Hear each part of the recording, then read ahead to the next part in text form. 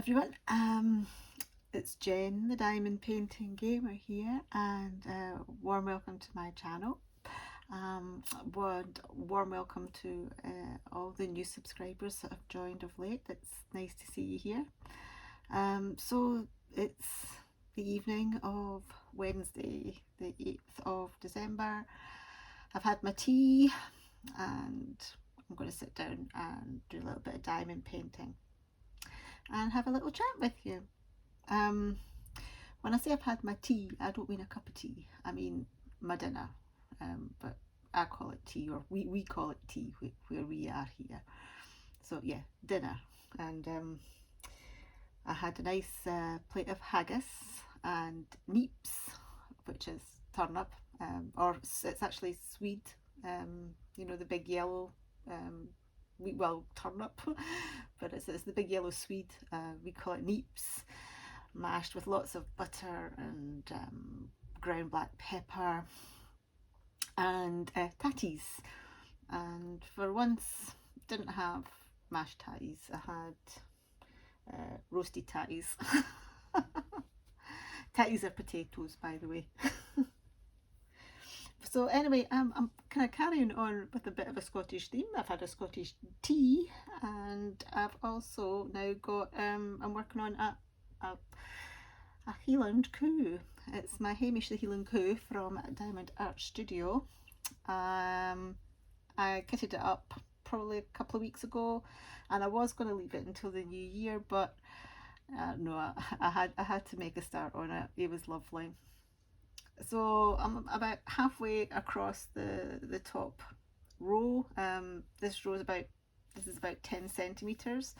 It's the width of a release paper, and I'm kind of about halfway across.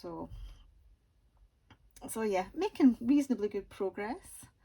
Doing a couple of hours a night since Monday, I think. Oh no, I think I might have started it on Sunday evening. Did a little bit then. But yeah, making pretty good progress. I am using my nice new pen that I got from Diamond Art Studio as well. This is Coffee and Cream. It's a resin pen. It's lovely. And I've also got the steel tips on it from Diamond Art Studio. We've got a bit of a theme going on here. I must admit, the tips have taken a little bit of getting used to, because I normally use the plastic pens and tips that come with kits, and you know, I've got to grips with this now. It's good. It balances really nicely in the hand. The thing that I had to really get used to was having the extra weight of the metal multiplacer on the end. But yeah, I've kind of got there now. I'm kind of happy with how it is. Okay, so as I said, this is it's actually called Highland Cow. This piece, it's legally licensed from the artist Vicky Davidson, and it's a square diamond painting with 29 colours. There's no special drills in this painting. Actually, I don't think it needs it, this one. So I'm just going to do as is. So at the moment, what am I placing? I'm placing the T symbol, which is 414. So we'll just carry on with that while I'm chatting. Now, as I said, this is a square diamond painting. Oh, that's my watch pinging. This is my watch now, reminding me to take a moment and be mindful and reflect on my day. You know, I wish it would stop pinging at me, because it's making me stop being mindful. I am being mindful. Anyway, what was I saying? Oh yeah, so this is a square and diamond painting, and squares are my favourite, but I have a bit of a love-hate relationship with squares. I had a very bad experience with another UK based company, to be fair, and the drills were so bad. The trouble is, the image was so good I persevered, I finished, but I had to seal it at the end. It was a beautiful picture. It was all it's like an undersea picture with like seahorses and sea urchins, crabs, weeds, a couple of little fish as well. It's all in lovely teals and golds and blues and greens, oranges. But yeah, the drills were dreadful. And it's the one and only diamond painting I've ever sealed. I do seal the odd special project, particularly ones that are you know, heavy usage. But yeah, that's the only diamond painting I've ever sealed. Out of interest, just in case anybody's interested, hold on, I'll show you the sealer that I use. It's just in my drawer next to me. Well, I think it is anyway. Oh, yes, it is. Whoop. Okay, so this is the sealer that I use. I don't have a huge amount left in it because I had to seal that huge giant diamond painting. It's Craft Buddy Crystal Art Sealer. I got it on Amazon. I'll link it down in the description below. It's kind of like well, it's been a while since I opened it. It's kind of like a sort of a PVA based glue sealer. You can water it down a little bit as well to thin it out. I got recommended this by another diamond painter, and yeah, it's pretty good. Pretty good. Anyway, if you're interested in what I use to seal things, that's what I use. But yes, going back to the squares, I had that bad experience, so there were only really a couple of companies that I kind of trusted squares from. After that, and I am pleased to tell you that this painting here is fantastic in terms of drills. The squares are some of the best that I've ever worked with, and I'm not saying that lightly. You know, they are truly amazing. I think that they are better than that super duper premium diamond painting company that everybody loves. I think these drills are better than theirs. You know the one I'm talking about, the one that released the Harry Potter pictures not that long ago. But yeah, I think these squares are much better. Now, to say that, I haven't actually tried their new squares. I don't think so anyway. Cancer, I don't think had that. Maybe they did have some of the new square drills. But yeah, these I think are a superior square drill, in my opinion anyway. So yes, don't be afraid of going or choosing a square diamond painting from Diamond Art Studio. Yeah, their squares are very good. I had an inkling that they would be good. I had seen a couple of other people working on their paintings, and they didn't have a bad thing to say about the drills. So yeah, I'm going to echo their sentiments. Essentially, the drills are very good. I mean, there's been the odd little bit of trash with them, and you know that's normal. That's only to be expected. They are resin drills. I think the resin drills tend to be a lot more trash prone, and obviously squares tend to be a bit more trash prone than rounds. But yeah, absolutely no problem with these squares at all.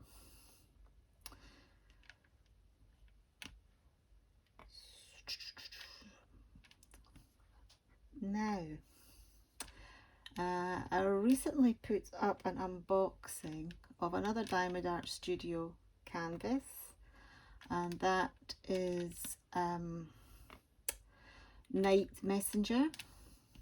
Again, Diamond Art Studio. Esther Anna Voros.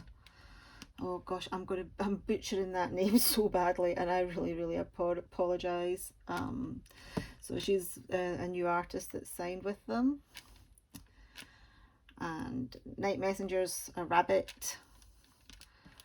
And on the unboxing, I was saying that I wanted to name the rabbit, and you know, I'm trying to think of some names, and I finally settled on one. And I'm going to call her, because I've decided it's a girl rabbit, because Hamish is a boy, so my little bunny's going to be a girl, and she is going to be called Bramble. So I'm kind of sticking with the kind of a Watership Down theme. Those rabbits, well, the majority of those rabbits were kind of named after sort of like fruits, flowers, herbs, you know, that particularly that are native to the UK. And yeah, so I went with Bramble. So my Night Messenger is called Bramble. And in a way it also pays homage to my granny and my childhood. Because when I was wee, we used to go bramble picking, me and my brother, one of my brothers, and my granny. We'd go bramble picking in the hedgerows kind of that were quite local to where I grew up. And we would go back to my granny's house, and she would basically turn the brambles into bramble Jeely or bramble jelly. So like a seedless like bramble jam. And then, you know, when, you know, obviously, you know, it would take a few weeks for the bramble jelly to be made. But when it was made and it was all ready, you know, we used to have jelly pieces. Bramble jelly pieces. And a jelly piece is like bread and jam. A jelly piece. So yeah, Bramble. She's going to be Bramble. The Night Messenger. Well, she's not the Night Messenger. The Night Messenger's the bird. I'm still going to think of a name for the bird though. So I do want to name that as well. In the Watership Down book, the animals that were not rabbits didn't tend to have names. I think the only one that was named was Kihar, the seagull. I don't think the others really had names. I think one of the cats had a name, but that was called out by one of the farm cats had a name, but I think that was called out by the humans in the story, but not by the actual animals themselves. So I don't know. I might leave the bird nameless because they were nameless in the book.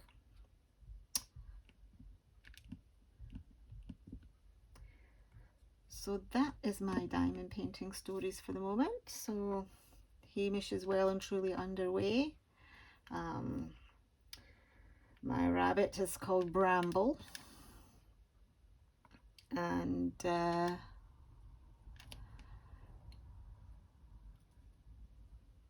oh, and the other thing I was thinking of doing as well with Night Messenger, I mean, Night Messenger didn't come with any ABs or any special drills.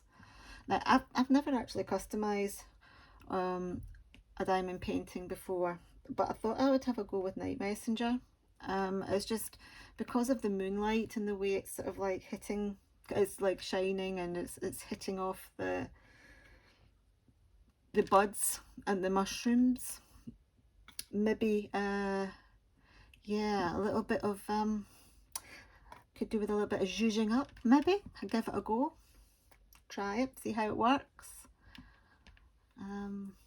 Yeah, yeah, I think we'll have a try with that. But so I'll need to look at my stash of drills, see what I've got in terms of ABs, or yeah, in terms of ABs or other special drills that could enhance it. If I don't have anything that matches up, then I'll go shopping. I seem to be saying that a lot, going shopping. Right, what shall we go for next? Let's go for this one that's like, it's like a biohazard symbol, like 3 little triangles. And that's number 3. And number 3 is DMC code 161. Okay, so yeah, that's the diamond painting kind of stories out of the way. Now, I didn't actually do much diamond painting at the weekend, and the reason is that I've started a new game. So like, I'm the diamond painting gamer after all. The reason why I've called my channel that, and is essentially because I'm a massive gamer. I've been gaming since the late 1980s. So yeah, for a long time, you know. It's not like something that I've just kind of found or drifted into, you know. I've been gaming for a long time. My brother had a Commodore 64. I had a friend with a Spectrum ZX. Played on them. The first console I got was a Sega Master System. And first game I ever played on that and played through to completion was Sonic the Hedgehog. And you know, it was hard in those days. You couldn't save. There was no save files. You know, you basically you had to play through, and if you lost all your lives, you lost all your lives. And if you stopped the game, you had to start right back from the beginning. So I think I played it over a weekend, a long weekend, I think. I can't remember. It was so long ago, too long ago. Anyway, I played it over it must have been a long weekend because I was working at the time. So yeah, and it was basically when I wasn't actually playing it, it was on pause. And well, he is now my husband, but then he was my partner. Was under pain of death not to switch it off. Otherwise I'd be very unhappy. But I did it. So that's my first major gaming achievement. I've got quite a few gaming achievements, so I might talk about them in other videos. Not in this one though. I don't want to spend a whole video rambling on about gaming, because I know that although there are people out there that are, you know, like diamond painting and like computer games, it's probably, you know, not a huge number. But the reason why I didn't do a lot of diamond painting, I didn't do any diamond painting at all on Saturday, was because I downloaded a new game to play. And it's one I've been wanting to play for a while, actually. I promise I won't talk about games for much longer, just maybe for another couple of minutes. And this game is called A Plague Tale: Innocence. And you play as a young girl, set, I would say, in sort of like 15th or 16th century France. Oh, here's what I was saying about a little bit of trash, but not a lot of trash. I've just picked up one here. I've lost it. Oh, there's got a little tiny hole in it. So we'll take that away and we'll get rid and replace it with another one. Anyway, so this game, A Plague Tale Innocence, you're a young girl set in 15th, 16th century France, and you're tasked with looking after your younger brother. So the Spanish Inquisition has come along. They've raised your family home to the ground. You're from, you know, this girl's from a noble family, raised the home to the ground, killed mum and dad and the household, and you've, you know, your character has fled with your younger brother, who the Spanish Inquisition seemed to be very interested in for some reason, and I haven't quite got to that bit yet. Why they're wanting him, but there's something. He's ill, but there's something about him that they're interested in.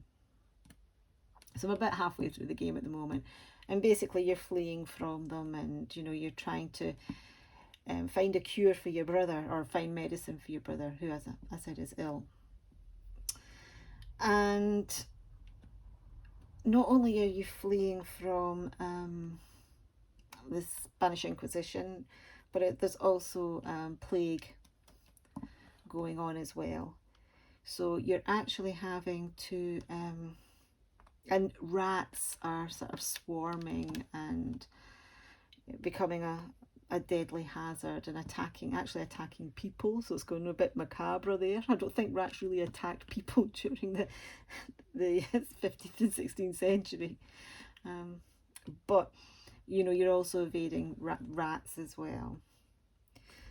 So there's not really any combat, you know, there's no fighting or anything. It's really just there's some puzzle solving and, you know, sneaking past things, and so yeah, it's interesting. It's quite cool. I'm up, as I say, I'm about halfway through it. So you've met a couple of friends along the way who are helping you out.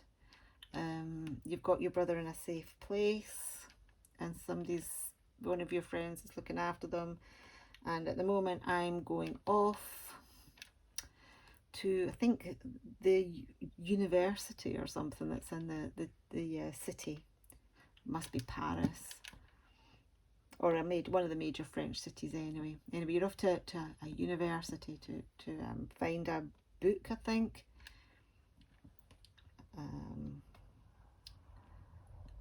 That can help with making this medicine for this for your brother. So there's a bit of alchemy involved as well. There's some quite scary and harrowing parts. You have to cross a battlefield. It's kind of like the Battle of Agincourt type thing, you know, like French v English. I'm saying English because I don't think UK was unified at that time, and they actually talk about the English soldiers, so I don't know how historically accurate it is. It's a video game.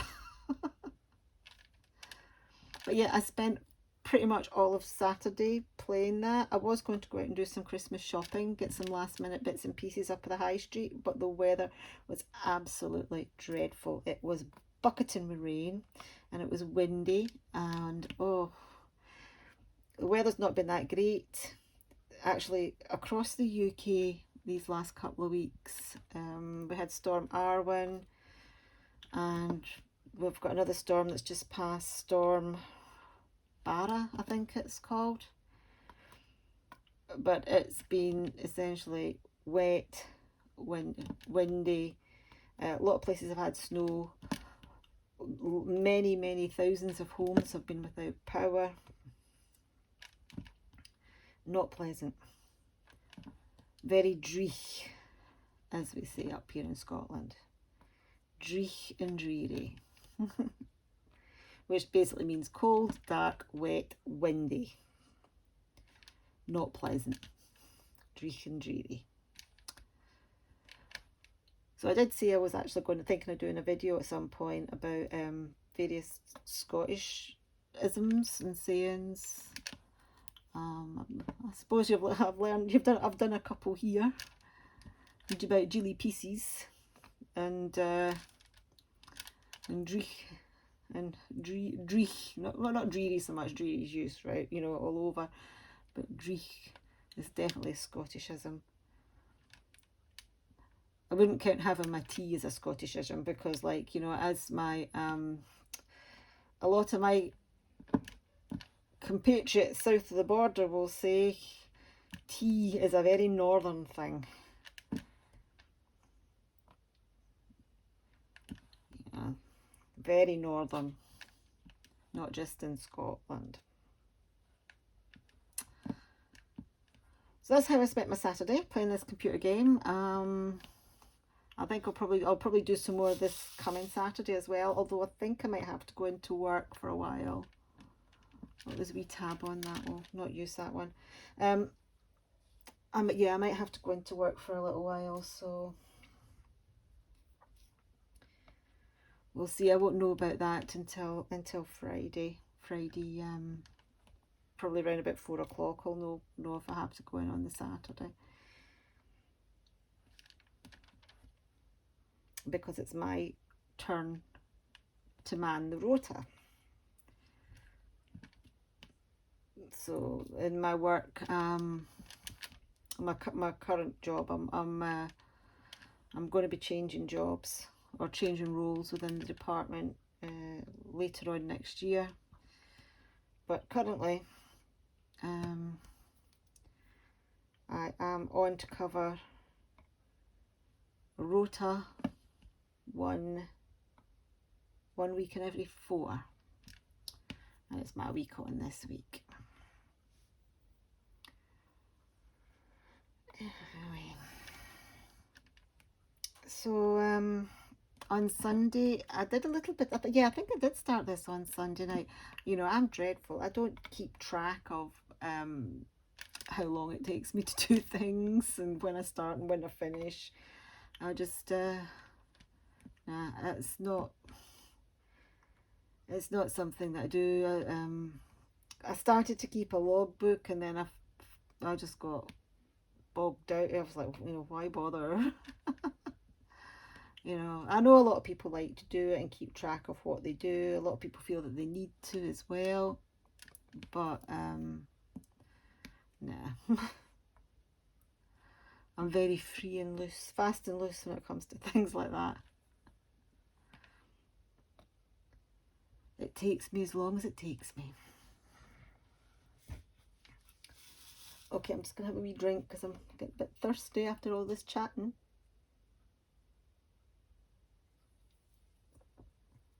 That's better. So yes, so Sunday I didn't really do much either because my mum came over to visit, and we decided that we were to put up the Christmas decorations. So me and my mum put them up. Now my daughter, quite, you know, if she'd been here, she likes to help do that kind of thing, but obviously she's not here at the moment, so it was just me and my mum. So our house is all nicely Christmassy-fied, apart from a couple of things which I'm in the process still of making, because I'm trying to sort of like replenish some of my Christmas decorations. So they've got a couple of off the canvas items which I'm making up for new decorations. I've got like a plaque. I've got one of those table stand decorations, and I've got a wreath. So I'm going to do a video next week perhaps, once I've finished everything, showing you all my special project Christmas seasonal related finishes. So a few special projects, a couple of diamond paintings as well.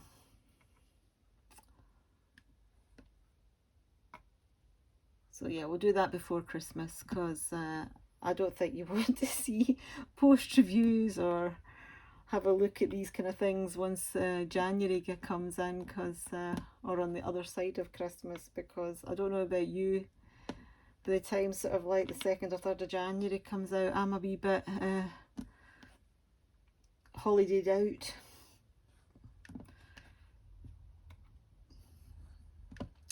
So yeah, that was my Sunday. Christmasifying the house and spending some time with my mum, which is always good fun. You know, I like to spend time with my mum. Okay, I think that's all of number 3 done.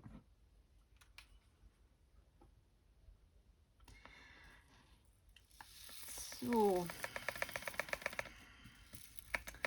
what other news have I got? I'll get a bit of family news maybe.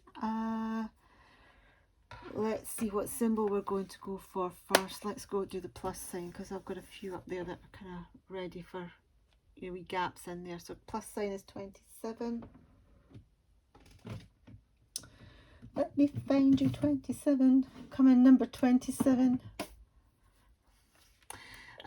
So 27 plus sign, and it is DMC code 3860.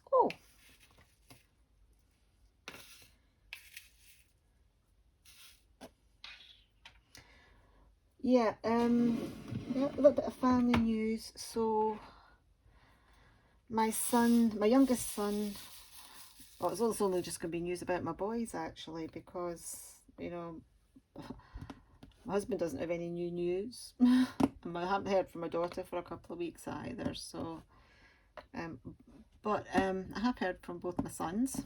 Well, the youngest lives with us still. He's still at school. He's just finished his prelims. Now, prelims are also known as mocks down in England. So they're basically a set of exams, and it's kind of like a dry run or a trial run for the Highers, the Scottish Highers, which are kind of equivalent to A-levels down in England. Highers, they take a year earlier than they take A-levels. But they're not worth quite as much in terms of, like, you know, UCAS points. You know, so that's this kind of point system for getting into university or college or what have you. So in Scotland they do 5 Highers. They can do 5 Highers in 5th year, which is the second last year of high school, secondary school. I think down in England, and it takes 1 year to do a Higher. I think in England they take, is it 3 A-levels, 3 or 4 A-levels, and they do that in the end of their 6th year. And I think it takes a couple of years to do the work for the A-levels. But anyway, my youngest was sitting his prelims for his Highers last couple of weeks. So he's in S5, 5th year. And yeah, he's done pretty well. He had to retake his English because he was ill that day, so he doesn't have his English grade yet. They let him resit it, so that was good. Now these exams don't count towards anything really, unless you you don't actually manage to sit the exam, in which case the grade in this will go towards a predicted grade, for example, for you. But it gives the teachers and the students like an idea of where they are, you know, what they need to work on.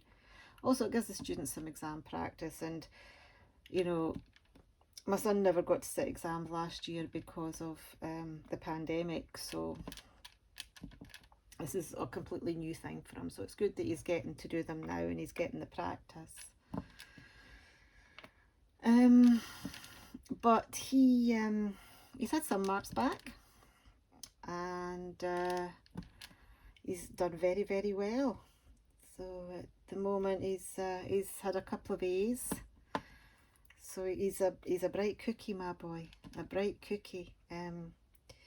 So he got A's in maths.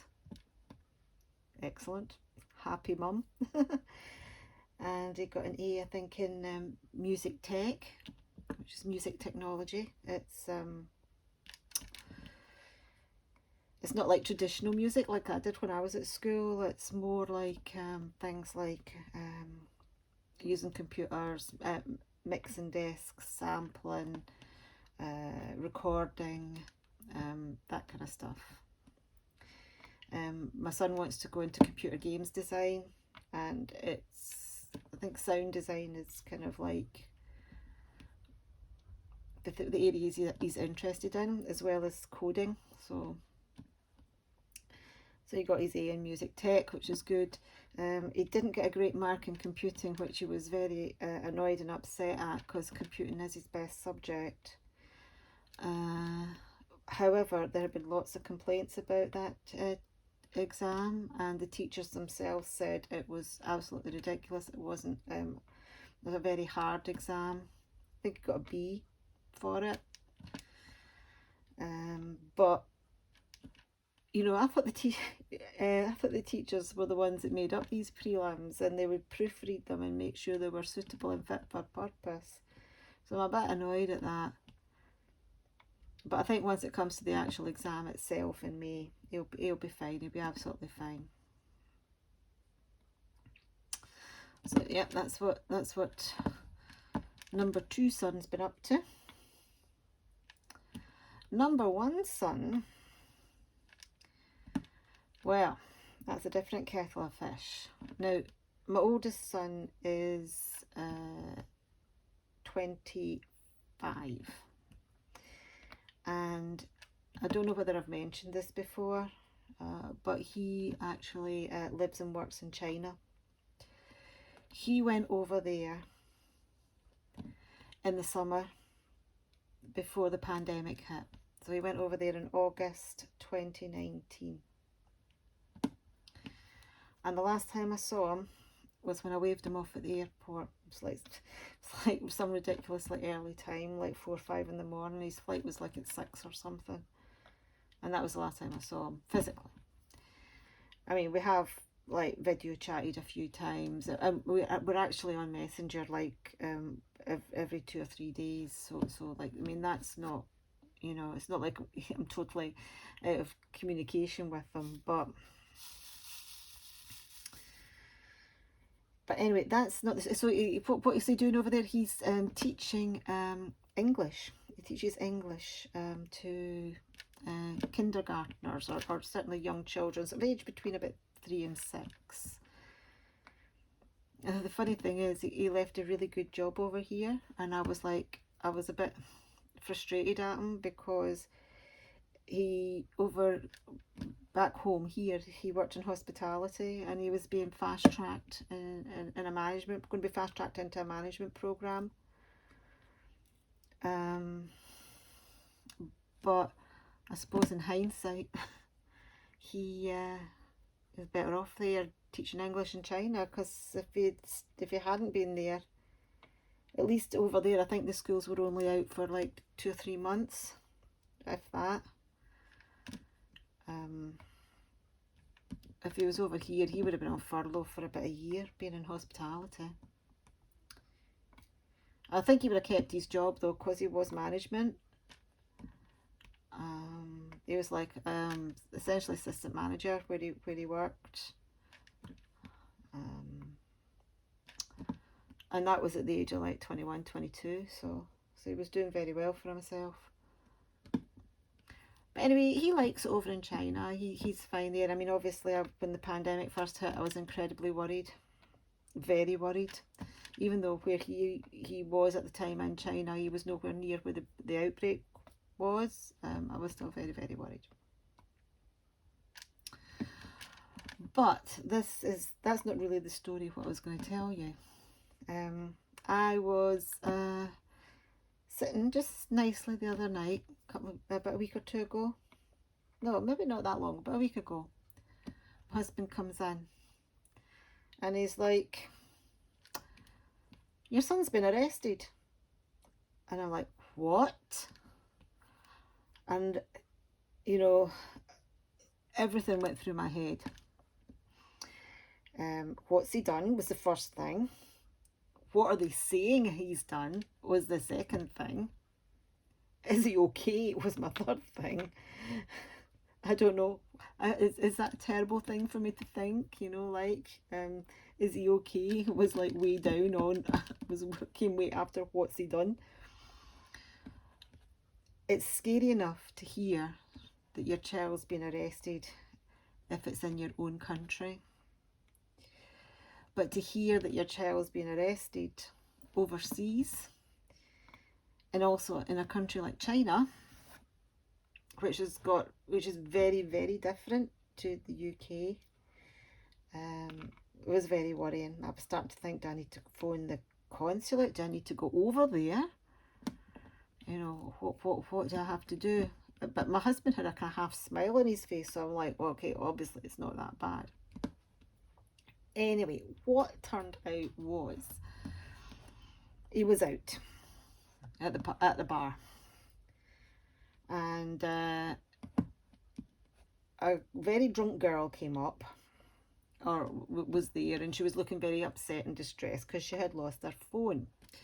So my son, out the kindness of his heart, because he's a good boy, I brought him up well, said, look, you know, it's fine, I'll help you find your phone, right? You know, don't worry. Now, she was very, very drunk apparently. So I don't know how the police got involved or who called them or what have you. Anyway, the police turned up,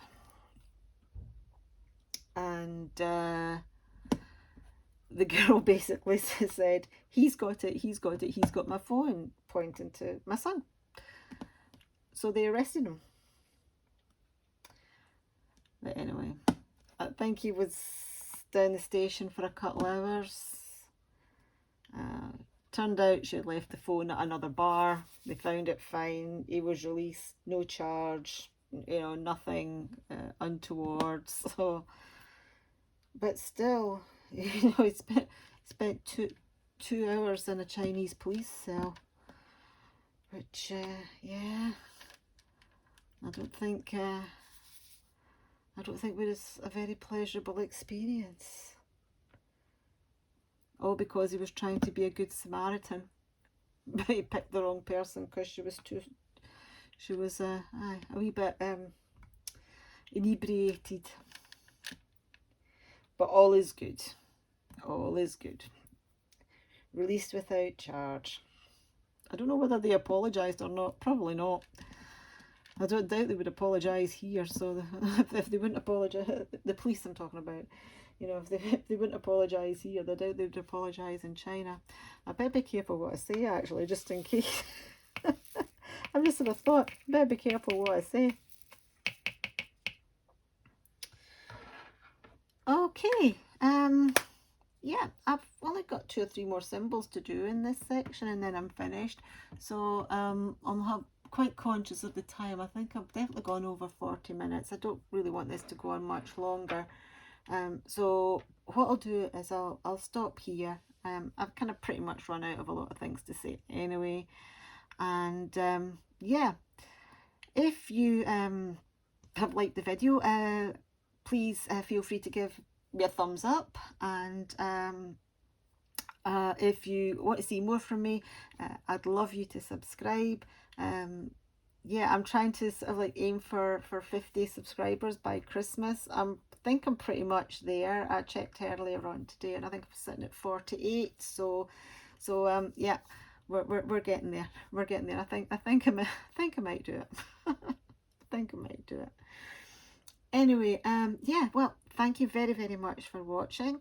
I hope you've all had a great day today, by the way. I hope you all had a great weekend last weekend. I should really have said that at the beginning, actually. Oh, well, I've said it now. Anyway, great to see you. Great to have you with me this evening while I've been diamond painting away. And I will see you all in my next video. Okay? Cheerio, guys.